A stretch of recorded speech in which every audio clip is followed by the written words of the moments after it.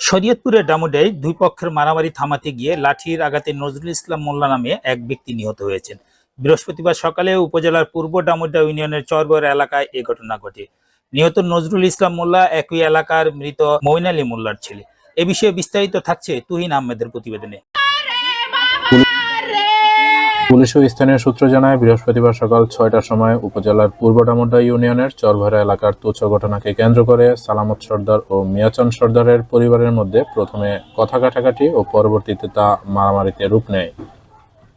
এ সময় তাদের মারামারি থামাতে প্রতিবেশী নজরুল ইসলাম মোল্লা এগিয়ে আসেন। মারামারির এক পর্যায়ে একটি লাঠির আঘাত তার মাথায় পড়লে সঙ্গে সঙ্গে মাটিতে লটিয়ে পড়েন নজরুল ইসলাম। পরে তাকে স্থানীয়রা উদ্ধার করে ডামুড্যা স্বাস্থ্য কমপ্লেক্সে নিয়ে গেলে কর্তব্যরত চিকিৎসক তাকে মৃত ঘোষণা করেন। ডামুড্যা থানার ভারপ্রাপ্ত ওসি হাফিজুর রহমান মানিক বলেন, মারামারি থামাতে গিয়ে নজরুল ইসলাম মোল্লা নামের এক ব্যক্তি আঘাত পেয়ে মারা গেছেন। মরদেহ উদ্ধার করে ময়নাতদন্তের জন্য মর্গে পাঠানো হয়েছে। এ ব্যাপারে আইনি পদক্ষেপ প্রক্রিয়াধীন রয়েছে।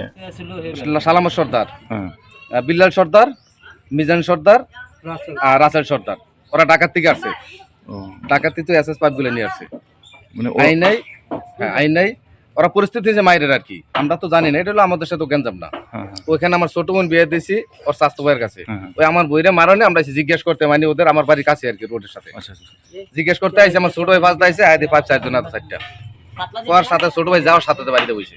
ওই আমার দুলা ভাইয়ের যারা তো ভাই মাহবুব সর্দার, উনি ওনাদের সাথে কথা বলে যে কালকে বিষয়টা দেখবো, আজকের কথা বলছিল। তো আজকের কথা বলছিল যে ওনারা বিকালে বিষয়টা দেখবে। তো সকালবেলা আবার ওই মিজান যে আমার বাবারে খুন করছে, রাসেল আর মিজান ঢাকা থেকে, ওরা দুজনেই খুন করছে আমার বাবারে আর ওর বোন রাজিয়া। তুহিন আহমেদ, 21 নিউজ, শরীয়তপুর।